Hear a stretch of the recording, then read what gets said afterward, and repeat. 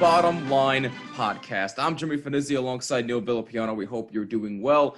As always, thank you so much for taking some time out of your day to listen to us. We really do appreciate it. Before we get started, questions, opinions, you know the deal. Twitter, at Bottomline WMCX, at The MVP Show. Use hashtag Bottomline. Don't forget, download the Anchor app or go to anchor.fm and leave a voice message on there expressing your thoughts as well. And please, if you are watching on YouTube, leave a like and a comment down below, and don't forget to subscribe, as well as subscribe on Apple, Google, and Spotify, wherever you listen to podcasts. If you're listening in audio form, just search for the Bottom Line Podcast, but please include my first name, which is Jimmy. Neil, I am pumped up, but before we get into some baseball talk, because baseball is officially back, I cannot wait. Before we get into that, extra long tease. I know I forgot trivia again in the last episode, and I feel bad. I keep forgetting. So to make up for it, I've got two trivia questions for you today. One is going to be the theme from the last episode, which was basketball, and one is going to be the theme for today, which is baseball. So with that being said, you ready? Yep, ready to go. All right, so let's start off with the basketball one first. Yeah. Who was the last NBA team to win a championship that was not a top 3 seed? That was not a top 3 seed.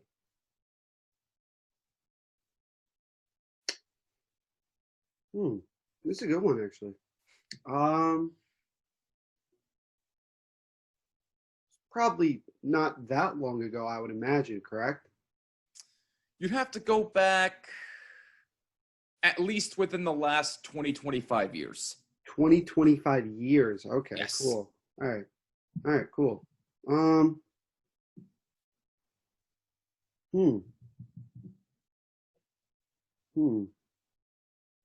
Well, if you're going back 20, 25 years, that must mean you're going to the late 90s, 2000s era, I would imagine.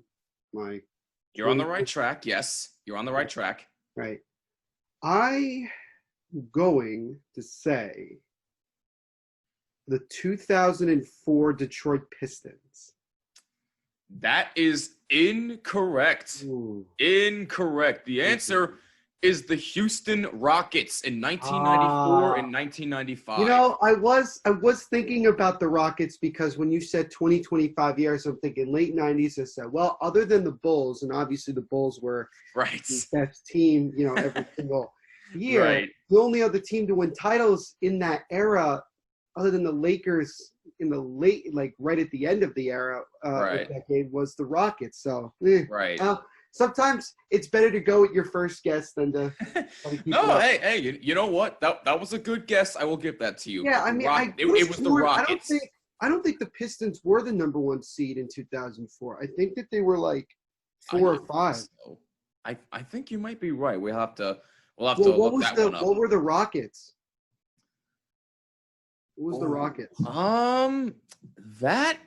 That I am not 100% sure about. I'd have to go back and do my research on that, but I do know for a fact that they were not a top 3 seed. I want to say they were a 5 or a 6 seed, but I'm not 100% sure. But I'll have to go do research on that unless you're finding that out for right now. All right, but you stumped me on that. I like that one. The fact that I stumped you on a basketball question says a lot. But let's get to the baseball question now. So, Miguel Cabrera, we all know the amazing year that he had in 2012. He batted .330 with 44 home runs, 139 RBIs, en route to winning the American League MVP and the first Triple Crown in 45 years. Yep. Now, we know he finished first in MVP. Obviously, he won. Who finished second that year? 2012. Ooh. Probably wasn't a Yankee. It was not a Yankee. Not a Yankee.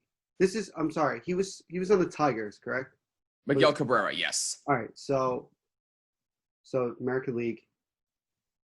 Not Big Papi, I would imagine. You're in the right ballpark, American League. He's an American League player. Oh, yeah, that's like it was like if you won the AL Triple Crown, assuming that it would be another American League player. Right. Let me think. Was 2012. You play on the Blue Jays by any chance? He did not. You're not. Not the Red Sox, right? Nope. Nobody in the AL East, I'm assuming.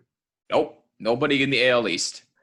AL Central, probably not. I could think of. Nope. So it's definitely AL West. Yes. Literally just giving it to me. Yeah, but that's pretty much the only other option you have. You eliminated everything else. He probably is from New Jersey, I would imagine, right? Yes. Yeah, it's Mike Trout, isn't it?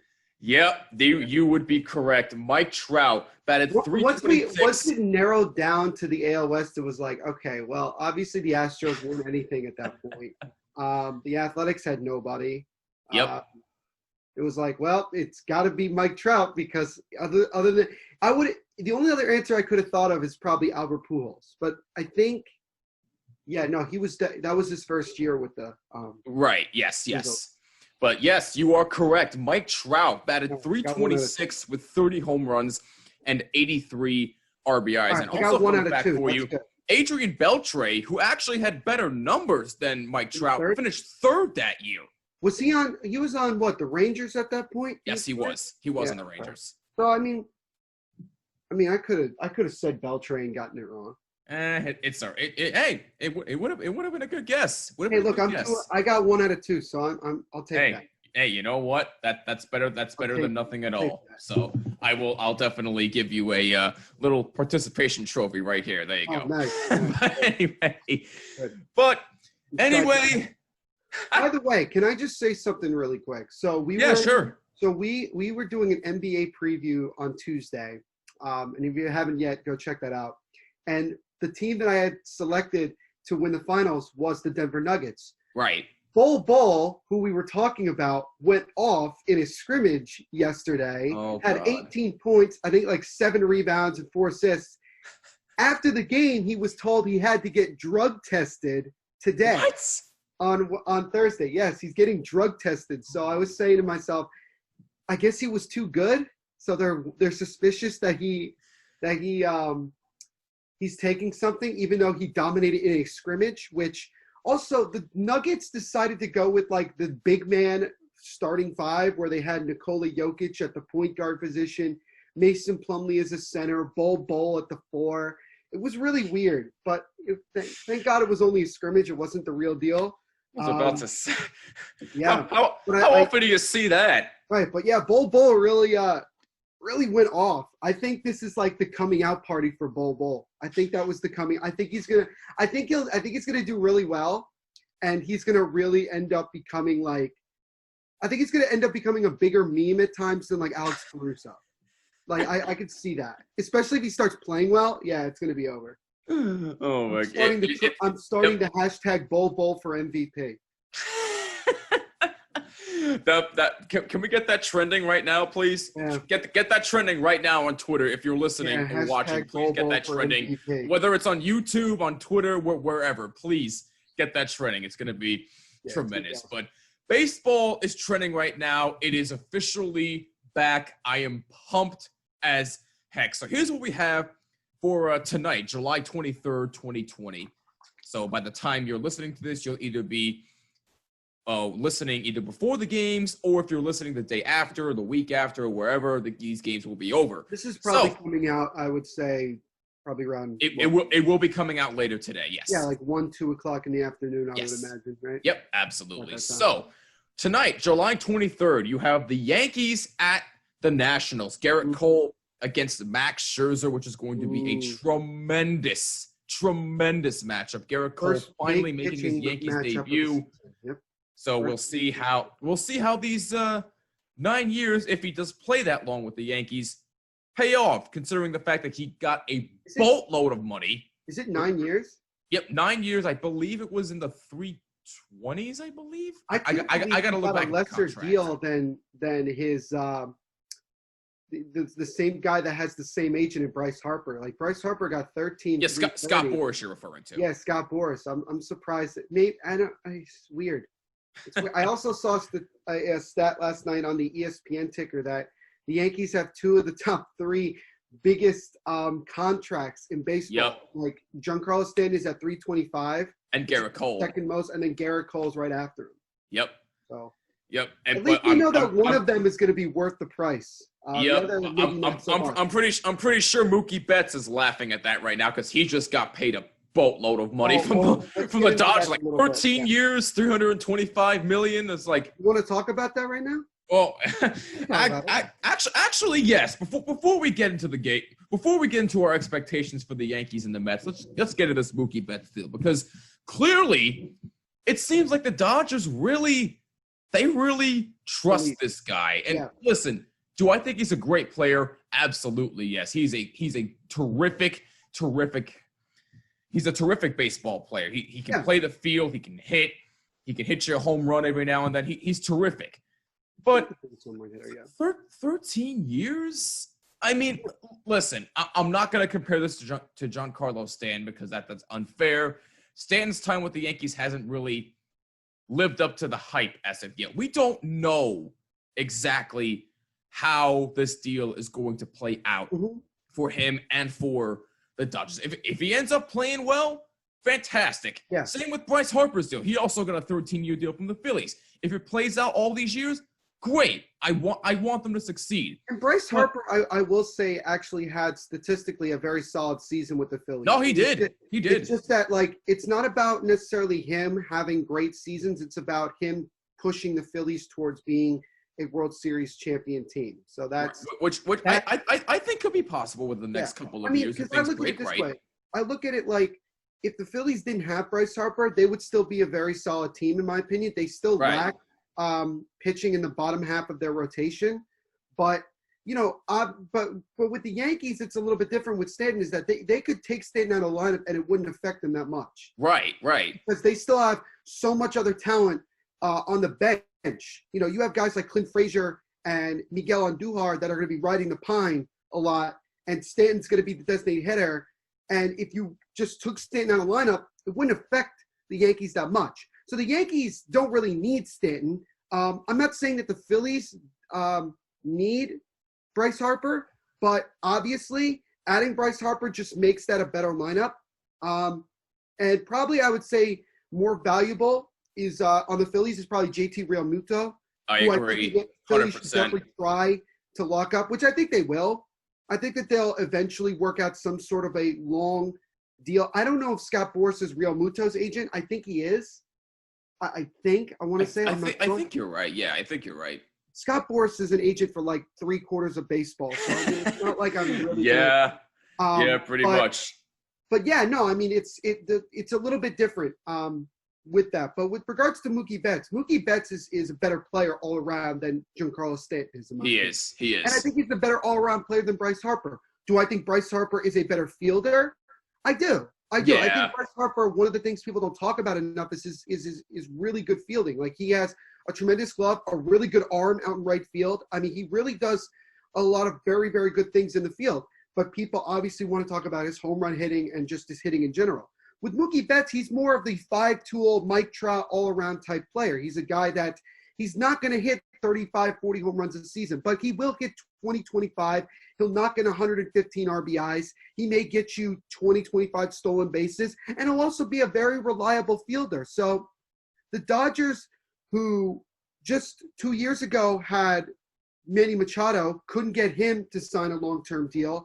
The next year, they made several moves, and they couldn't lock up anybody that, and they tried getting Bryce Harper, and that didn't work out.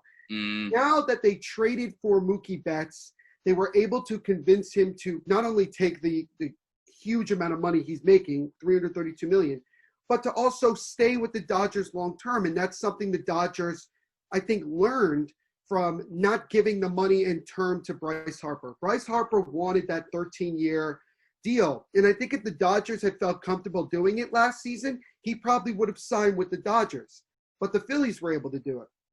I think the Dodgers learned from that mistake, and I think that they went with Mookie Betts. And honestly, with regards to overall value, I think the Dodgers got a player that's going to be very durable for the next handful of years. And now, finally, other than obviously 2 years ago, Mookie Betts is on a team that can compete for championships for many more years to come. The Red Sox are now in a rebuilding phase. They're coming off of the allegations with them, cheating to a lesser extent than the Astros, but obviously they're going into a newer era with the Red Sox. Right. He's going to a team where he can continue to compete, and he's now just going into the prime of his career. So this is going to be a very good time. So I think the Dodgers did a good job. Obviously, I would have liked to have seen them try to continue to hold on to Ryu, but obviously they wanted to give the money to Mookie Betts, and Ryu went to the Blue Jays. So I mean, I think overall value, and I think down the road, I think the Dodgers got the better player, all-around player, than maybe somebody like the Yankees or the Phillies did when they got Stanton and Harper, respectively. No, right. I definitely agree. And by the way, we should add that the contract he got included a $65 million signing bonus. So we should definitely mention that. And it's also, and here's the terms. Jeff Passan said this yesterday. It's a 12-year extension because he still had 1 year left of his original deal with the Red Sox. So combined, it's a 13-year deal. It's like it's the same thing with like the Patrick Mahomes deal a couple weeks ago. It was like it went to a 13 or 14-year deal only because Mahomes had 2 years left on his rookie contract. Yes. You just add that on. Yes, so the 10-year extension he got combined with the 2 years remaining. Now it's a 12-year deal for Mahomes. And remember, guys, this is an extension. This wasn't like a contract. See, the contract won't actually be taken into effect until next season. So this year he's playing on the last year of his deal, which isn't that much. I think it's only like $35 million or something like that. So it's not a terrible amount. And remember, there's no salary cap in baseball. There never has. Do I think there ever will? Things can change. We've already seen a massive change of baseball already. So, things could change. But with there being no salary cap, and, obviously some teams are a little bit hesitant to go over the competitive tax, they sometimes don't make these moves. But I think the Dodgers this time they saw it and they said, you know what? We got to get him. He's going to be one of our star players. We have Cody Bellinger as well. We have a lot of guys, and we need to get over the hump and win a World Series here, right? We've been to 2 of the last 3 World Series and have not, done it, or excuse the expression, shit the bed, for lack of a better term. I was gonna say, not to mention they also have Max Muncy, who I think is an extremely underrated player for that team, and they still have Justin Turner, who I think is one of their best players. I think the Mets are still continuing to get mad that they let him. Go, but that's another story for another day. But you know what? They also have Walker Buehler, who, in my opinion, is in another year or two could be the best pitcher in the National League. I know obviously the Mets still have Jacob deGrom and there's still Max Scherzer, but I think Walker Buehler could honestly become one of the top 3 pitchers in Major League Baseball if he continues to develop the way he's developing. And obviously, we continue to forget this. They still have Clayton Kershaw. Yep. Now, Kershaw, his biggest thing at this point in his career is, can he finally pitch half decent in the postseason? That's literally what everybody is waiting for. Can he have one time where not only does he pitch well, but he wins games? Because he pitched pretty well, in my opinion, in the 2017 World Series. But in that game, I think it was game 6 or game 5, that crazy like extra inning, 10-plus run game, he really stunk out the joint. And he has done that a lot in his career in the postseason. He's a great pitcher in the regular season, Cy Young Award winner. You could definitely make a case for him being in the Hall of Fame. But when you look at his postseason and then you look at him in the World Series, he's not the same pitcher. And that's the difference between him and some of the other great pitchers that we have in our game today is that look at Max Scherzer. Max Scherzer pitched where he could almost barely walk, and he still dominated. Steven Strasburg, who for many years was dealing with injuries, pitched the game of his life in Game 7 of the World Series and helped the Nationals win a World Series title. Right. Clayton Kershaw, he needs to get over that hump. And maybe with now getting a little bit more run support, possibly. But the ball travels a lot different in October, especially because we're going to be having a much later World Series and postseason this year in late October, early November. The ball's going to be traveling. I was going to say, launch angle now in general in baseball is a lot different than it has been.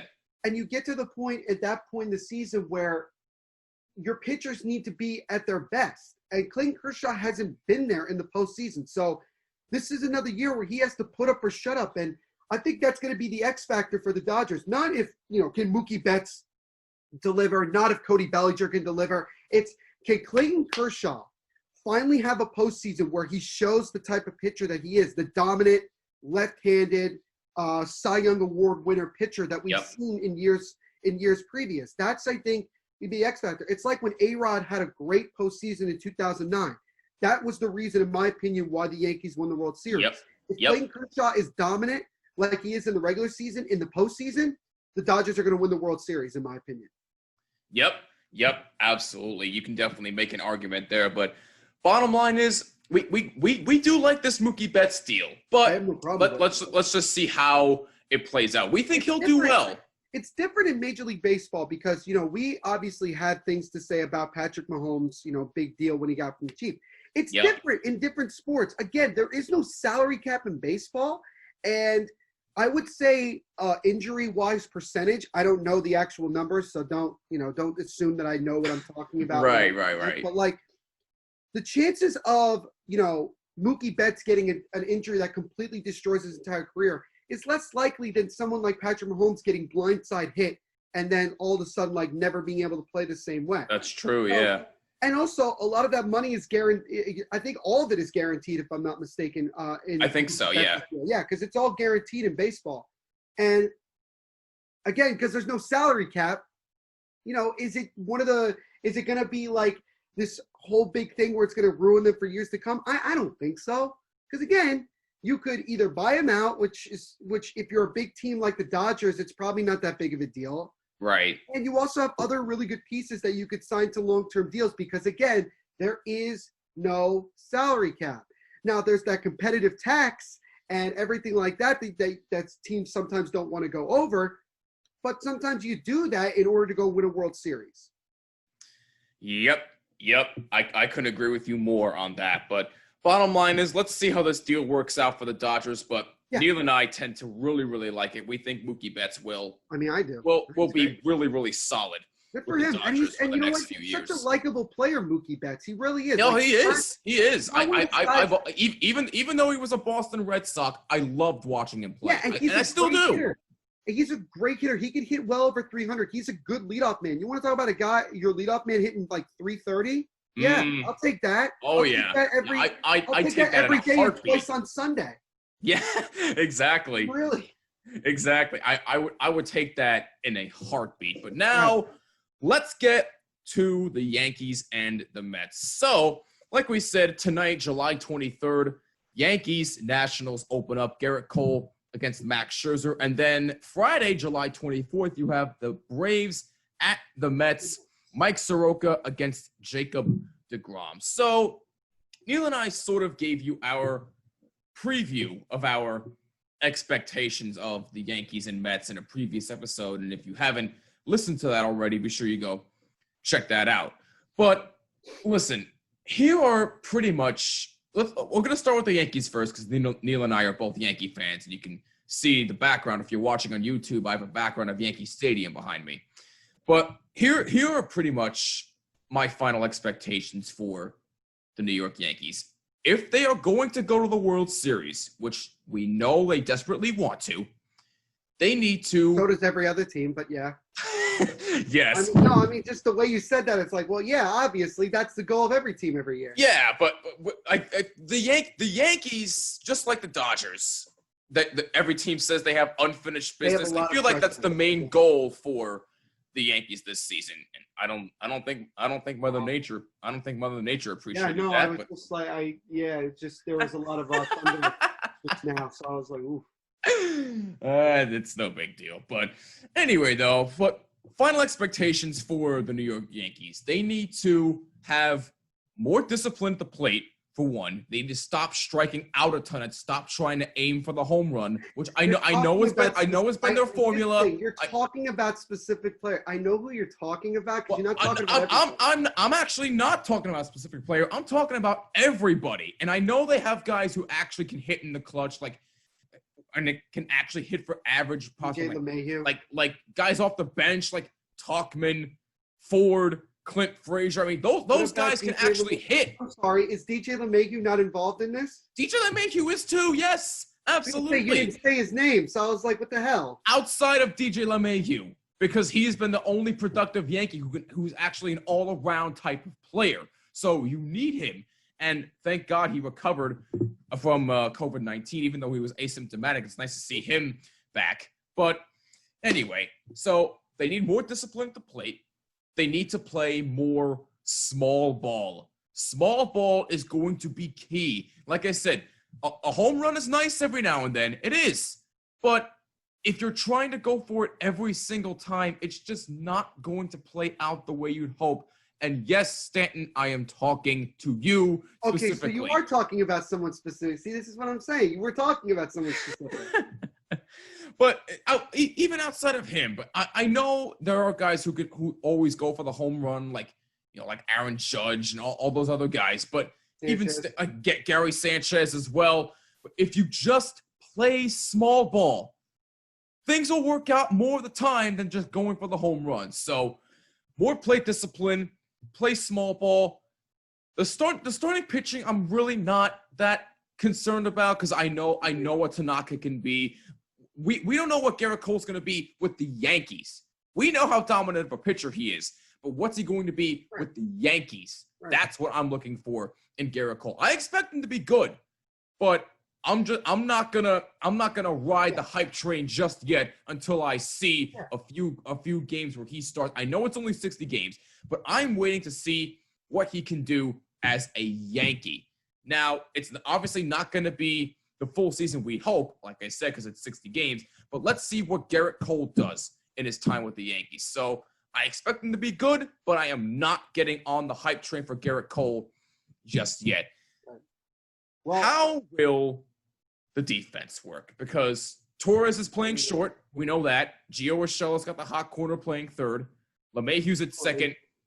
First base is where you're going to have a bit of a battle because you have Luke Voit, you have Mike Ford who can play first, so they're probably going to flip-flop every now and then, but who is going to be their primary first baseman? If you had to guess, it would probably be Luke Voit because Mike Ford's going to get a few games at first, but if you had to take your guess, it's probably going to be Luke Voit. And there's another guy who can actually get you some big hits when you need it most. I actually think Luke Voit has been pretty solid. Not great. He's been solid, but I'm not so much as hyped up on Luke Voit. But that's another discussion. You and I watch very different Yankee games. I don't think you and I watch the same games, but okay. Oh my.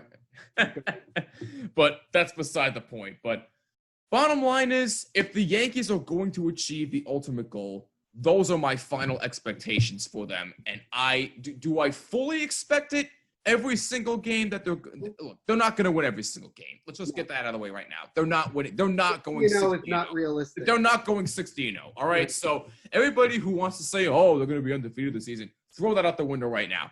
But bottom line is, I'm really, really excited to watch this Yankee team. They're young. They're fast. Oh, and by the way, just one more thing before I let you go, Neil. I actually got into a bit of a Twitter war a few days ago with somebody. That's the worst thing you can do. No, well, honestly, just a little bit. Nothing too big. Yeah, but I saw it. You did. All right. Yeah. So here's what. Anything.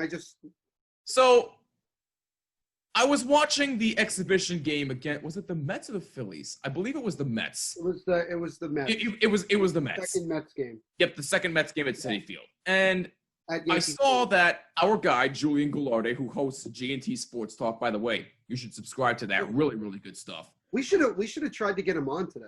Yeah, we really should have. And we'll definitely have Julian back on again. Especially because now you have the premium, like Zoom. Yeah. Yeah, we go on for hours. It's great.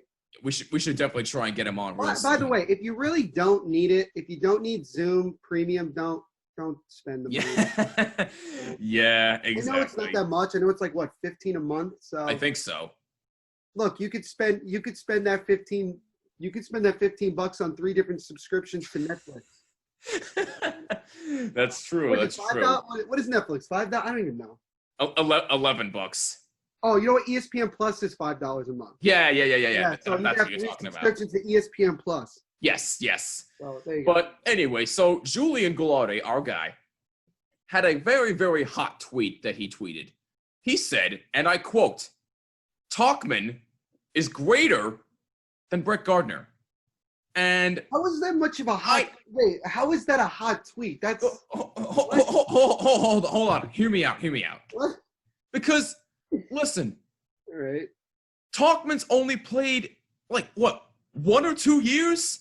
Like, listen, Well, I understand. I understand Tauchman is great. I love Mike Tauchman, but is he anywhere near on the level that Brett Gardner has been his entire career? Yeah.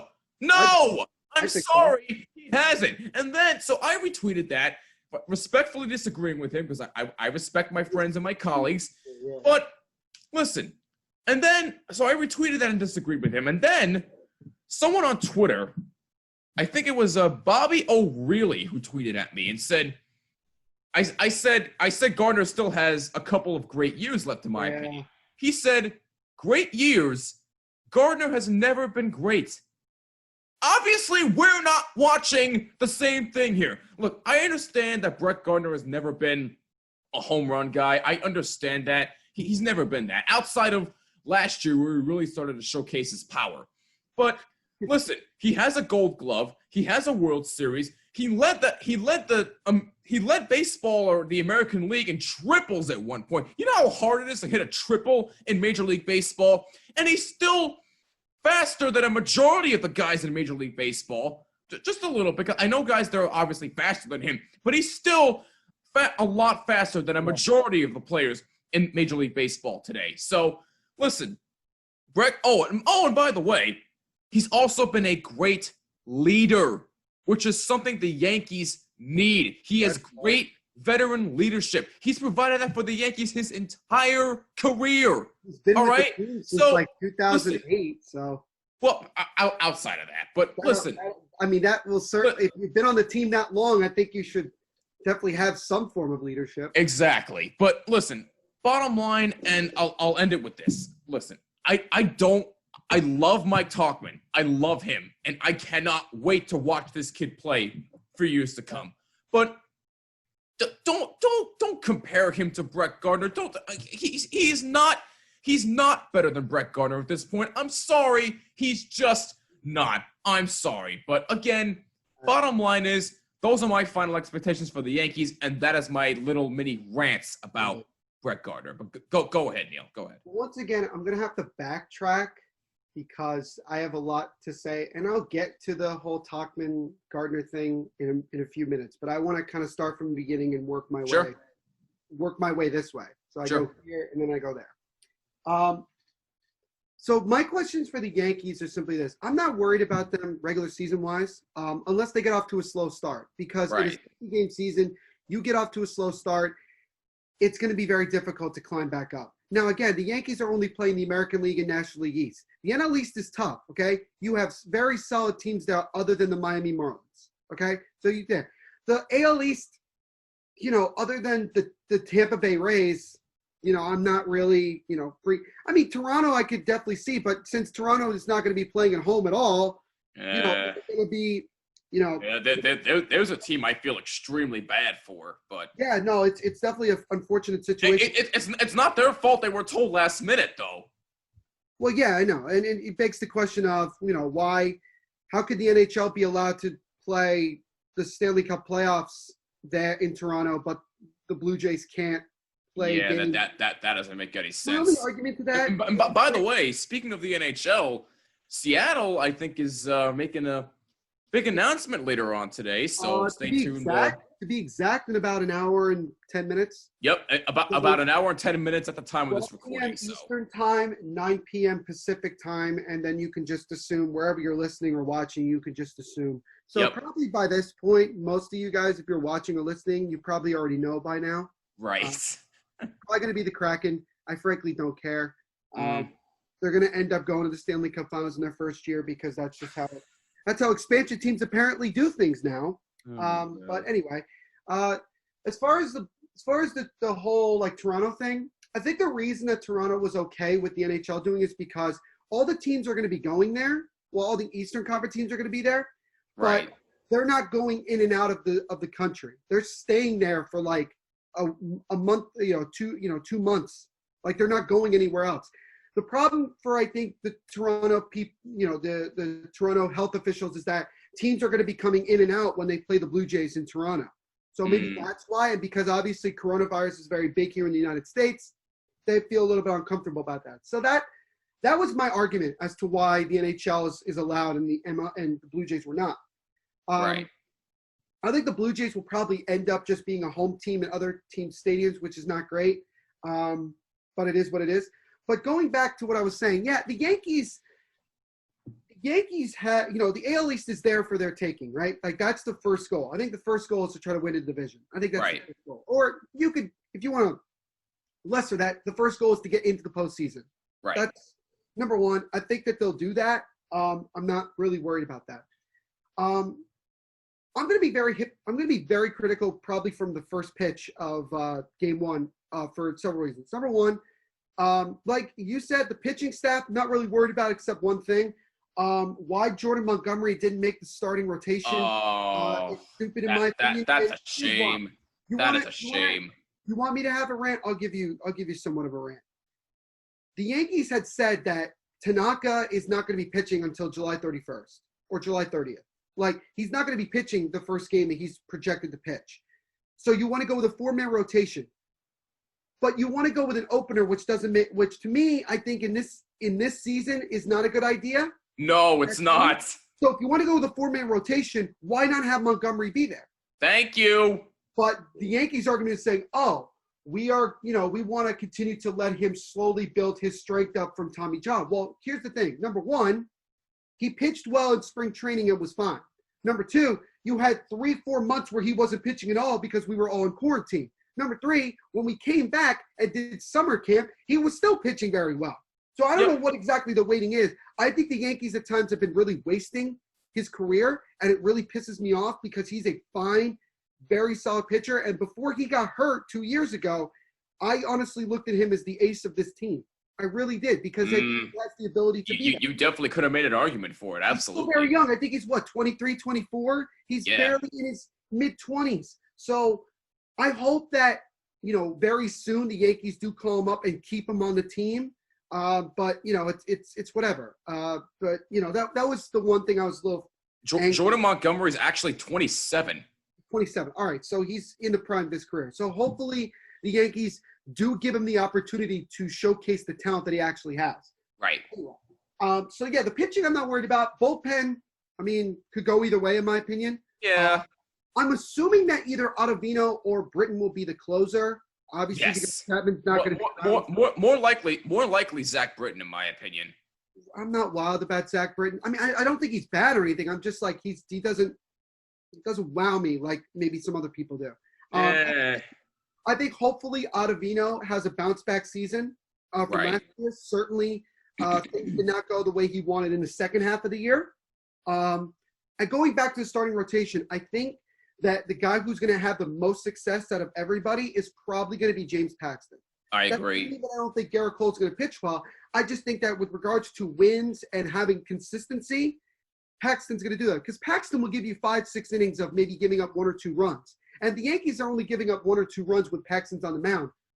Most likely, they're going to end up winning a lot of those games because the Yankees. And plus, if you watch the way he pitched in the second half of the season, he was probably one of the best pitchers in baseball. He was arguably the best pitcher in the second half of last season. I think he went at one point. He was 11-0.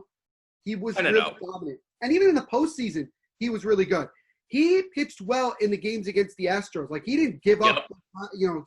He put the Yankees in a position to win those games. So he did. Paxton is going to be fine. I think Tanaka will be okay. J.A. Happ is going to win us maybe 9 games or so, 8-9 games. Yeah. Garrett Cole, I think, will be Garrett Cole for the most part. He'll have a couple games here and there that might not be great, but it is what it is. Now, with regards to the lineup and just the team in general, just a position player, I'm really tired of Judge batting second. I think it's dumb. I continue to say it's dumb. I think he should be batting third or at least fourth. I agree with that. Most fourth, because he's your best player. He's your star player. He is your home run hitter. I don't understand it. And people want to say, oh, statistics show that we want to get Judge more appearances because of his on-base percentage. Let me just say this right now. Moneyball didn't work in 2001, and it's not going to work now. I'm sorry. I'm sorry, Bill James. I'm sorry, Billy Beane. It didn't work out. You didn't go to the World Series. You didn't win anything. Yeah, you won 20-plus games in a row. That's awesome. Good for you. It saved your job, but it doesn't work. It hasn't worked, and it won't work ever. So don't try to convince me that the reason you have Judge batting second is because of on-base percent. Like, that's ridiculous. Like, it doesn't make any sense. Guess what? If you bat Judge third, you have an opportunity with 2 runners on for him to hit a 3-run home run. And that could be the difference. Or if you bat him cleanup and you have 3 runners on base, you could hit a grand slam. Right. But obviously people want to have Judge, bat in the bottom of the first or top of the first. And that's cool. I'm with that. I totally get it. Oh, yeah. Bat him third.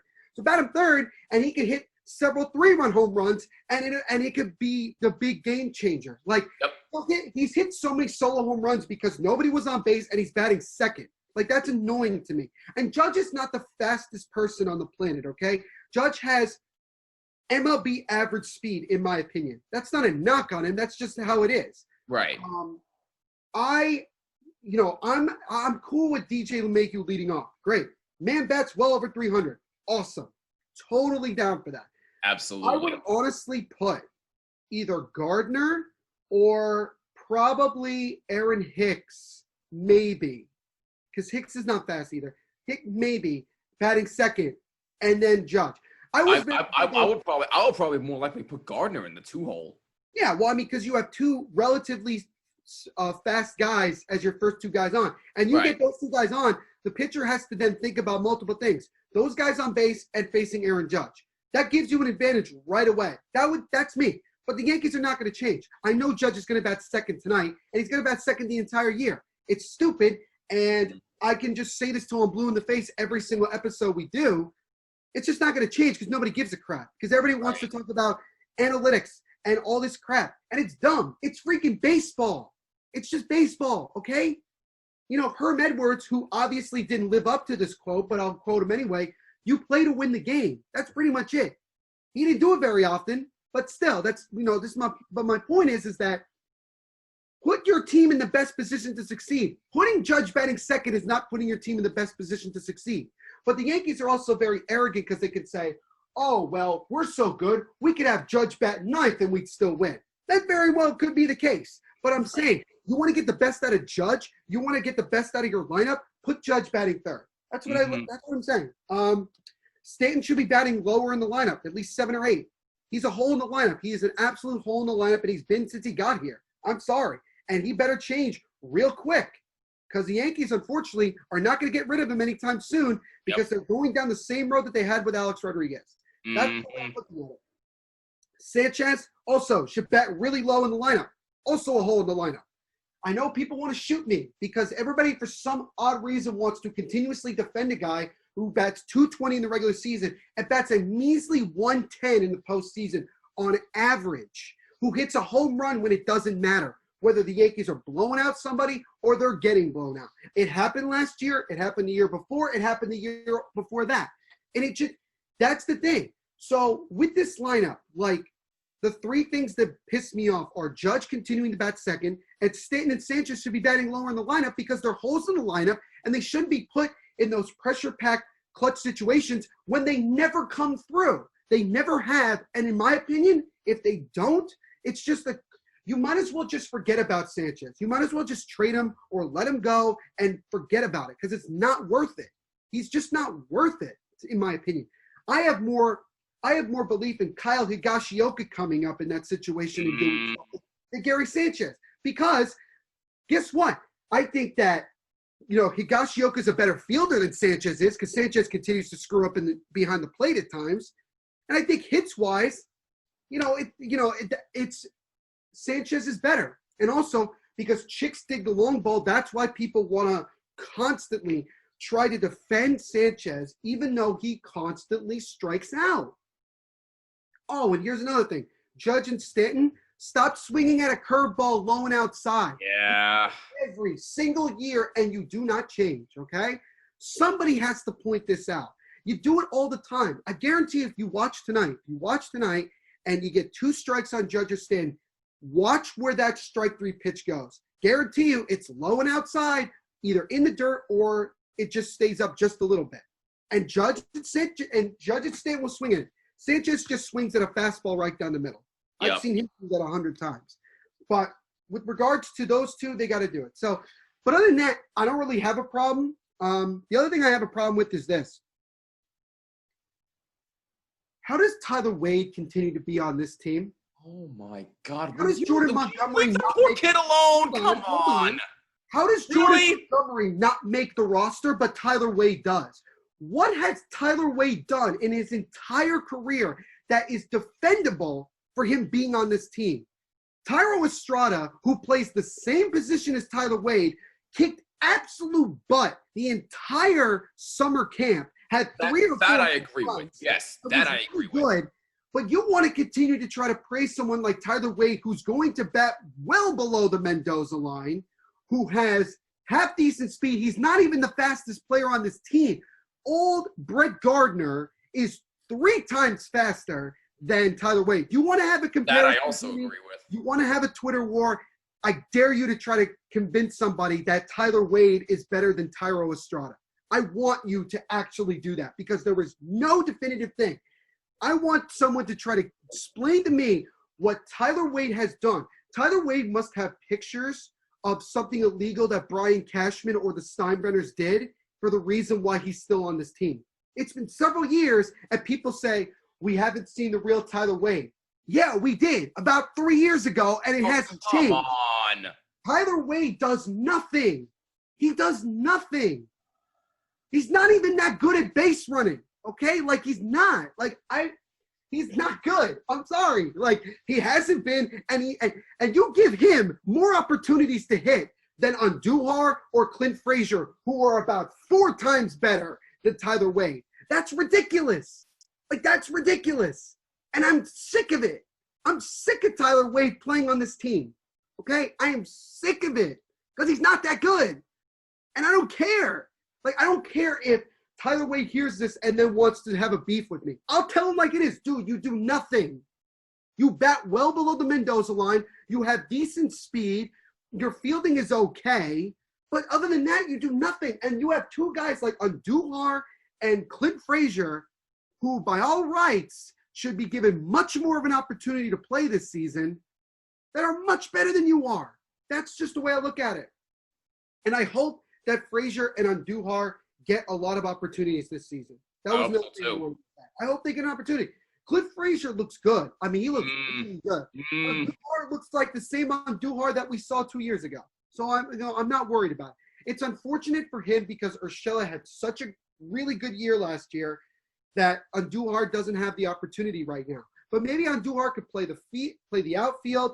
He could play first base to give Mike Ford and Luke Voigt a day off, or he could be a DH and you could just not have Stanton play for a game or 2. I would have no problem with that whatsoever. So I'm hoping for that. Right. Anyway, let me get to the last point. Yeah, but before you go on another Tyler Wade rant again. Right. Right. I mean, I'll keep bringing it up as long as he's still on this team. Anyway, now let's go back to that argument you had on Twitter with, what was it, Mike Tauchman and Brett Gardner? Yeah. Right? All right. Yes. Mike Tauchman and Gardner are 2 very different players who play the same position. Right. And this is what I say about that. Gardner, in many ways, is like Paul O'Neill when he's at bat. He's going to make the pitcher work. Like, he's going to constantly foul off pitches. Yep. He's a really good either leadoff guy or definitely somebody you could have bat 8th or 9th to have some speed in the bottom half of the lineup. Like, he's good. Right. Okay, Brett Gardner is not great. Okay, he's very good though. He's very good. He's consistent. And that's fine. I'll take a consistent player over a great player that strikes out 150 times a season. I'm looking at you, Gary Sanchez. I'll take that. Like, I will. Mike Tauchman, last year was his first full year in the major leagues, okay? Right. So we had no expectations for Mike Tauchman. Matter of fact, we had no expectations for him, Gio Urshela, guys who just we didn't expect to play. And how did it play out? They were both terrific. Everybody, I'm not denying that. Everybody who came in for injured players had a terrific, season, and they were big reasons why the Yankees got to the postseason and got as far as they did. That's just the case in point. Because Brett Gardner came back for another season, it delays Clint Frazier and Mike Tauchman of an opportunity to be a starter on this team. That's just because I believe, this is my opinion, I believe that Clint Frazier probably would have been the starting left fielder if Brett Gardner had retired. That's just my opinion. You guys can disagree. It's fine. You could have said Mike Tauchman. I would have no problem with it. Again, I just think that Clint Frazier has so much potential that hasn't been shown yet. And I want to get – he's a great player, and I'm really excited to see him play, and I want to see him succeed. Mike Tauchman, in my opinion, is a better fielder than Brett Gardner. That's just me. But again, it's hard to compare after one full season. Well, that's the point I was going to bring up. It's hard to compare those two because you have a guy in Brett Gardner who's played over a decade on the Yankees and has a huge body of work, to a guy who's getting ready to play just his second full season of Major League Baseball. Thank you. Do I think that Mike Tauchman is an overall better player than Brett Gardner? Yeah, I do. But it's partially because of the age, A. B, Mike Tauchman can hit like 15, 20 home runs. Gardner only hits about 10. But that's a dip. But and also, relax. Don't fly off the handle yet, Jimmy. I think that Tauchman proved that he can be a very clutch hitter. He came through a lot last season. No, absolutely, yes. I think he should have been given more of an opportunity to play in the postseason. I think that was unfair. But, what are you going to do? But again, at the end of the day, it's easy for me to want to say that Mike Tauchman is better because of the age, and that's about it. But I think that Gardner obviously has earned and definitely deserves an opportunity to play because he's here.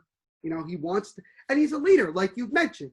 He's a leader. He's the oldest guy on the team. He's the only guy left from the 2009 World Series team. He's the only one left. There's nobody else. So so Gardner's a workman-like guy. So is Mike Tauchman. Do I think Tauchman deserves to start over Gardner? Well, I think Clint Frazier deserves to start over Brett Gardner. But again, that's just my opinion. And so, to me, it's an argument that is kind of a waste of time because it's just, you can't compare two guys, one that's played 11, 12 years in the bigs and another guy that's played one good year. Now, if Mike Tauchman has another really good season this year, then okay, I can start to say, yeah, I think I'd want to have Mike Tauchman more because he's younger. He's proven that he can play really well and everything. So we'll see. We'll see. I think the jury's still out on Mike Tauchman. I think the jury's still out on Mike Ford, Gio Urshela. Can these guys have another good season like they did last year? We'll see. We shall see. Yep, absolutely. But those are our final expectations for the New York Yankees. Now, real quick, let's get into the Mets. Then we'll get into our surprise team, and then we will get to who will go to the World Series. So the Mets, obviously, they're looking for a new owner, obviously. So we'll see how that will affect their season. Finally, the Wilpons are actually have a brain, and they're looking to sell the team. Their season. I don't think it'll affect their season that much because I think the players are going to be focused on just playing. Right. I think the only guy that's going to be just curious to know is probably the GM, whose name escapes my brain right now. The Mets. Brodie Van Wagenen. Yeah, I know. It's so irrelevant. Brodie Van Wagenen. I'm sure he's kind of curious. Again, the Wilpons said that they want to get a deal done by the end of 2020. So I think within the next 3 or 4 months, we'll probably have an answer. Yep. It won't really take it to an effect until the off season. I think that's when you'll see the effect. But with regards to this year, I don't think it'll affect the team very much at all. No, we'll definitely see. But as far as the Mets, biggest questions for them, really, I really don't have any big questions for them except the health of their pitching, because Marcus Stroman just went down on the IL with a torn calf. So that's a big blow for the Mets. It's a week injury, though. What's that? I don't think it's a season ending, but it's definitely no. It's not, but it's still going to be pretty. Well, I mean, you have loss to the starting rotation. Having back spasms, and then you have Stroman do this. It's like the Mets have just some voodoo when it comes to injuries that they just cannot, for the life of them, stay healthy. Yeah, and their biggest issue. Yeah, that's definitely the biggest question for the Mets. Can they stay healthy? Because if they can, their lineup can hit. They really, really can hit. I mean, they got Brandon Nimmo, Michael Conforto, Jeff McNeil, who had a tremendous season last year. He batted almost 330 last year. Over that, I think he batted 350 something. Even better. So how sad that is, honestly. You know how sad it is that we have to say a terrific season's batting 350 when 20 years ago everybody was hitting over 300 consistently. You know how sad that is. It's very sad. It's sad. I think it really is. It's very sad. Somebody hit 400 this year. Yeah. 60 over 400. Yeah. And I think Jeff McNeil could be one of those guys that could do that. No, he could. Absolutely. But that lineup can hit. But the only person I question in the lineup is Yoenis Cespedes, because can he stay healthy? Can he have a full productive season for the Mets while staying healthy? I think he could, but that remains to be seen. But I really don't have as much questions about the Mets as I did about the Yankees, because I actually feel confident that the Mets could actually make the playoffs this year, considering the fact that, again, it's a 60-game season. The playoffs are extended, so who knows what can happen. So with the Mets and the way their lineup is stacked and their starting rotation outside of Marcus Stroman, and we hope he gets better, but the bottom line is the Mets, I really don't have any concerns for them. Yeah, no, I mean, there obviously are questions with every team, when it comes to every season. I think with the Mets, like every year, is can their core guys stay healthy? With it being a 60-game season, I think that is a more likely possibility, which I think is good. These guys have had a little bit more time to rest and be ready to go.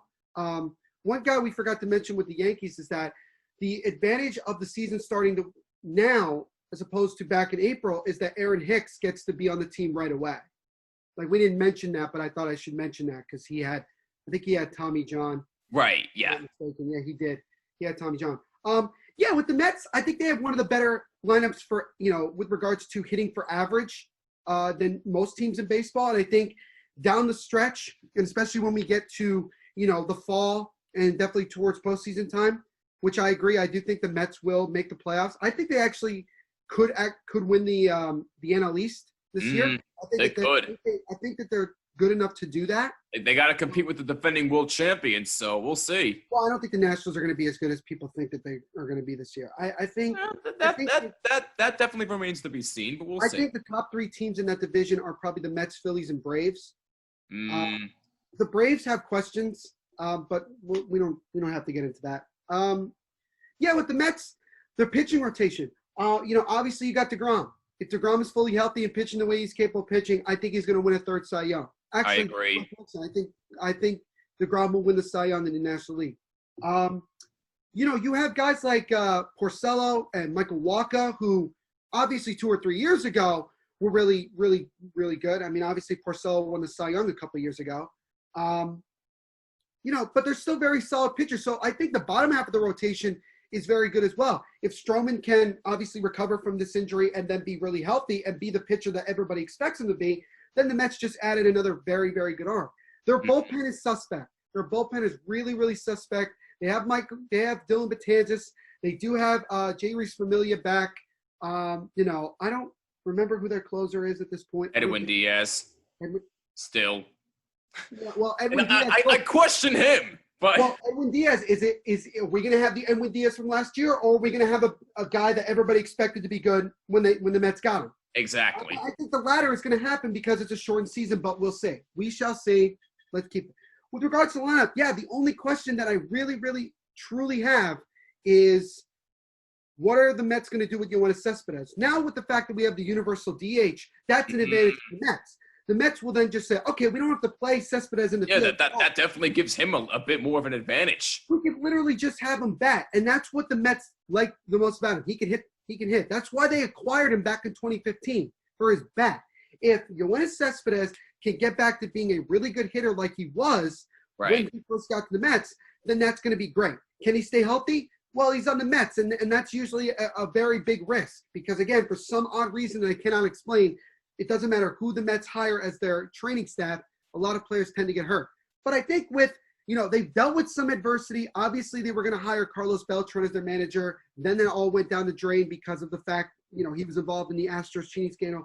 And then Luis Rojas, who a lot of people around Major League Baseball believe that it would, he really, earned this opportunity. And you look at it, he started from rookie ball and managed all the way up to the point where he is now. So this is a guy that really paid his dues to becoming a manager. So I think the Mets have a lot of optimism. I think that there are some really good expectations. And I think bottom line, I think the Mets are the team to beat in the NL East.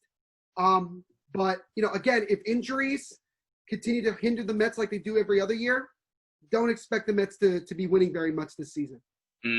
Yep, absolutely. But I'm very curious to see how the Mets are going to do. But I have plenty of optimism with them. And if you're a Mets fan, you should have plenty of optimism as well. I would also like to say that I think this has to be the year that Ahmed Rosario really kind of breaks out. I think Mets fans are very impatient that he's not become the player that people thought he was when he got called up to the big leagues. I think this year he really, really has to have a productive season. Now, nobody's going to have an eye-popping season because it's 60 games. But you would like to hope that you'd see some guys really progress, this year. Especially Dominic Smith being one of them too. Yeah, exactly. And you gotta look, and we'll see. But I think the Mets are definitely a team to beat in the NL East. No, absolutely. That you can definitely make a strong case for it. All the NL East teams, the only other than playing their opponents within the division, they're playing the American League East. Right. They have just as much of an advantage as the Yankees do. Yep. Because the AL East, no disrespect, it's not that strong. Outside of the Yankees, Red Sox, and Rays, like we mentioned. No, but we're not putting the Red Sox in this conversation. The Red Sox are not going to be very good, ladies and gentlemen. Oh, my gosh. They're not going to be that good. The only teams that you have to worry about in that division are the Yankees, obviously. And the Rays. The Blue Jays, because of their young talent. And also the Tampa Bay Rays. The Orioles and Red Sox, no, you're good. My goodness gracious. But no, yeah, you can definitely make – well, no. I don't disagree with you there, but you can definitely make a case that the Mets are the team – to be. Real quick here before we get into who we think will go to the World Series, a bit of a surprise team to watch out for. For me, and I know people are going to really want to shoot me for this, but... Oh, wait, I think I know the answer. I think I know. You want to guess? Are you going to say... You're not going to say the Pirates, are you? Hell no, I'm not saying the Pirates. Hell no. And no disrespect, but I think the Pirates are a few years away. Wait, what? You said hell no. That's disrespect. You could have just said no.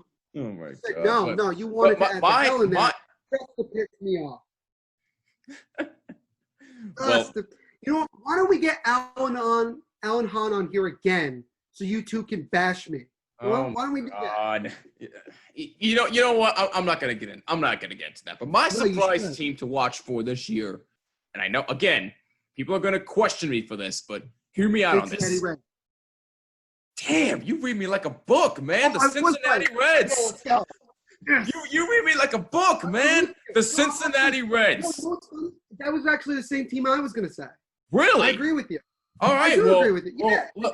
Well, then, hear us both out for a minute then. Because you have guys like Nick Castellanos. You have a great pitcher in Trevor Bauer, who, by the way, has the best Twitter handle I've ever seen. Follow him at Bauer Outage. It's fantastic.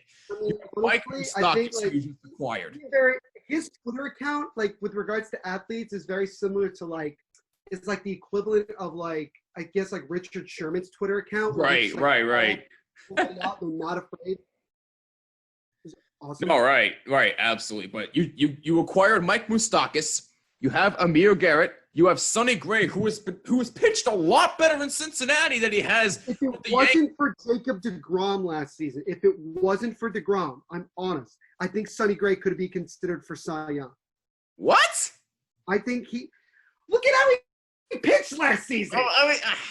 By the way, I'm not gonna go that far, but he pitched a lot better in Cincinnati. I will say that. Gray did prove one thing. He was definitely one of those guys that wasn't gonna do well in New York. He definitely proved that. Yeah, that's true. And that's no knock on him because there's a lot of other guys that have been like that as well. That's true. That's true. And then you also have guys like Freddie Galvis, Jesse Winker, and then you have a guy who could quietly go into the Hall of Fame, and that would happen to be Joey Votto, because nobody is talking about how really Joey Votto, I think, is an extremely great player. No one talks about him, which makes him an underrated player in my book. He could quietly go to the Hall of Fame for all we know, and I would not complain one bit about it. Well, I would say, before, obviously, and this kind of goes back to your trivia question with Miguel Cabrera, before Miguel Cabrera actually, won the Triple Crown, I think a year or two prior, Joey Votto and Carlos Gonzalez, this shows you, if any of you remember. Cargo. Good for you. They both were battling for the Triple Crown in the same year. Yes, they were. League, they were having phenomenal seasons together, and they almost did it. I don't think unfortunately, neither one of them was able to do it. But they both had tremendous seasons. Joey Votto has always been a consummate pro. He's been a very good player. And, yeah, I think he's definitely a Hall of Famer. I think he could be. Yep, absolutely. But bottom line is I'm not sleeping on the Reds, especially the fact that, again, 60 games, anything can happen. The Reds have a great lineup and a decent pitching staff. I think the Reds can make some noise here. So, yeah, no, I mean, like I said, I was going to say the Reds as well, and I've been very high on the Reds, I think, the last year and a half. I was really impressed with some of the moves that they had made in the offseason. They were able to, get Mike Moustakas. They were able to bring in Nick Castellanos, who I think is a very underrated player in baseball. He is. One guy I forgot to mention, and he was the first overall pick 2 years ago, Hunter Green. This is an opportunity. Oh, yeah, that's right. I don't know, and I apologize if I'm wrong, I don't know if he made the Reds roster. I think he did. I think at this point he probably should be pitching in Cincinnati. But you have him. If he didn't make it, it's a shame. Right. You have Green. You have Bauer. You have Sonny Gray. 3 pitchers right there. Very solid. That's good. That's really good. And the Reds, they don't have a big name superstar in their team. They don't. They have a lot of what I would call workman-like players. They have guys that, you could rely on all the time. They have a lot of depth. That's what I really like about this team. They really do. And you have like guys that are just, you can rely on in different situations. And, one guy that I'm interested in is, as I look for him here, I have the roster up while I'm looking. And they also have Wade Miley in case anybody. Yeah. I forgot to mention him. Which I thought was like a very underrated move by them. But yeah, I mean, The thing, though, that was kind of sad was that they did release Deirdrick, which was a surprise to me. Yeah. I don't know what exactly the reason behind that is, other than, maybe he didn't want to play, and which is fine. I don't really argue if anybody doesn't want to play because of the whole virus and everything. But, there's a lot of really solid players on this team. One guy that I'm really looking for to have somewhat of I guess I would call it like breakout year is Nick Senzel. I didn't say his right. Yeah, Nick Senzel.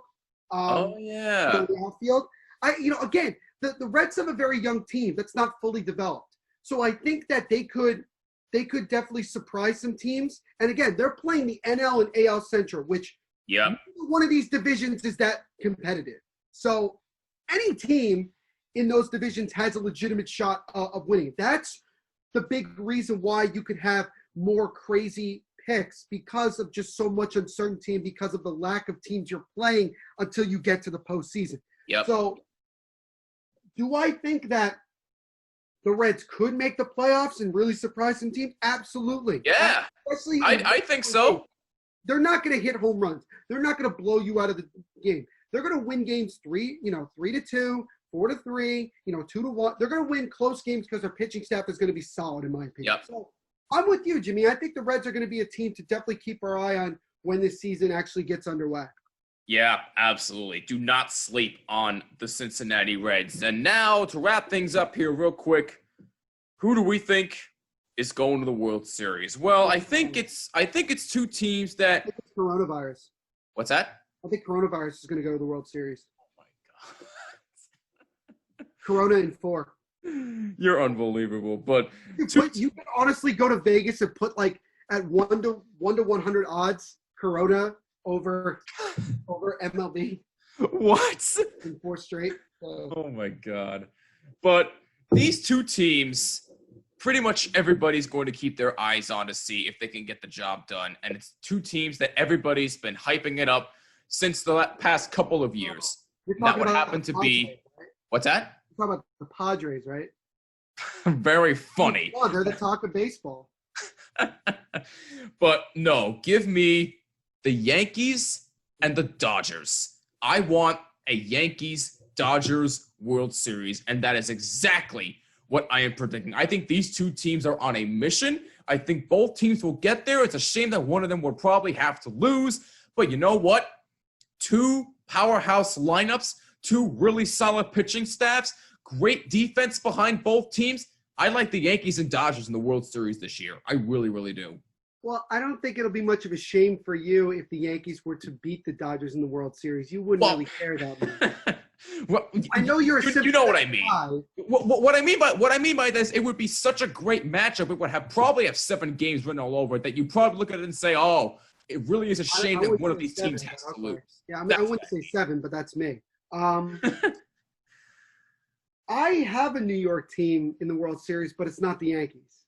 Oh, it's the Mets? Yeah.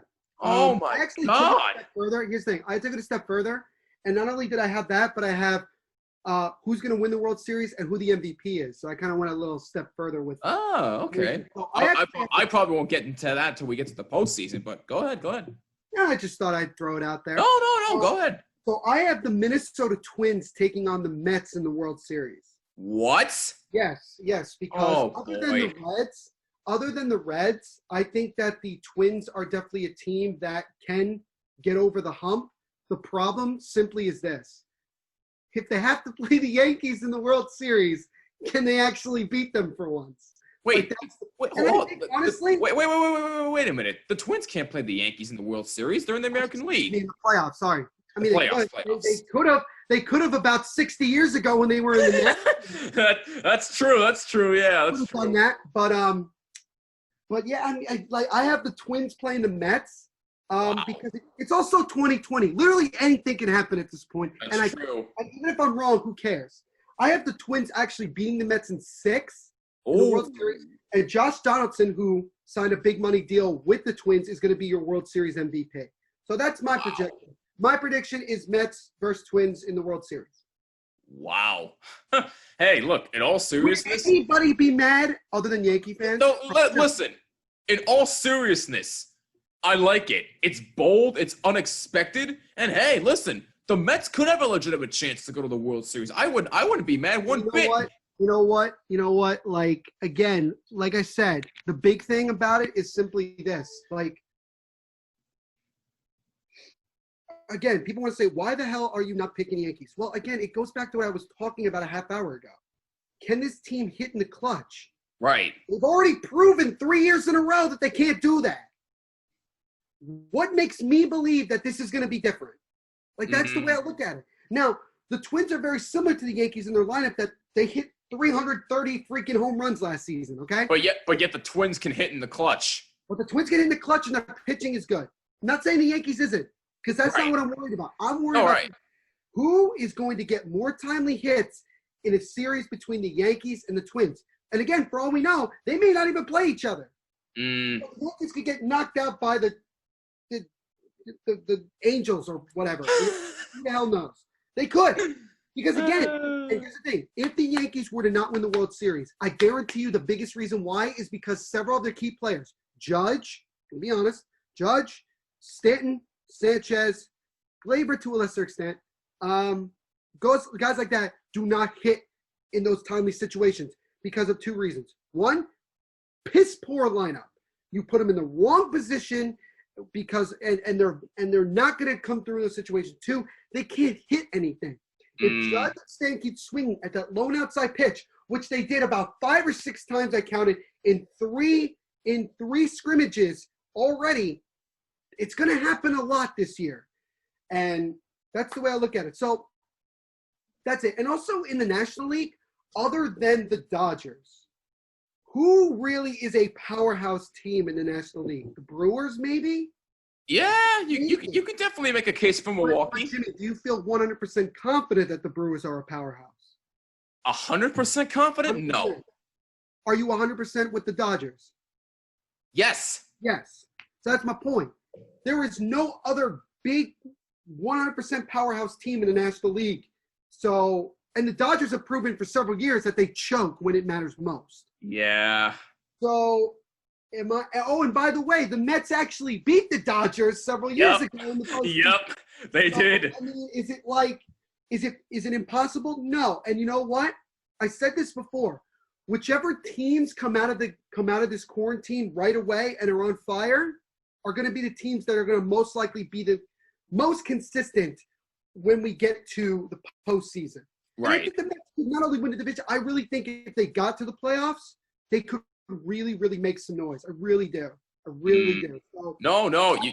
Mets versus Twins in the World Series. Twins winning in 6. Josh Donaldson is your World Series MVP. All right. It's bold, it's unexpected, and I like it. And on that note, that will wrap it up for this episode of the Bottom Line Podcast. If you have any thoughts on anything we discussed, let us know on Twitter at BottomLineWMCX, at The MVP Show. Use hashtag BottomLine. Don't forget, download the Anchor app for your Apple or Android devices, or go to Anchor.fm and leave a voice message expressing your opinions as well. And please, if you're watching on YouTube, leave a like and a comment down below with your thoughts, and don't forget to subscribe as well as subscribe in audio form on Apple, Google, and Spotify, wherever you listen to podcasts. Just search for the Bottom Line Podcast, but please include my first name, which is Jimmy Neal. Another fun week. Baseball is here. Enjoy opening week, and I'm looking forward to doing it all again next week, my man. Feeling is mutual, my friend. Feeling is mutual. All right, my man. For Neil Villapiano, I'm Jimmy Finizzi. This is the Bottom Line Podcast. See you in the next episode. Peace out.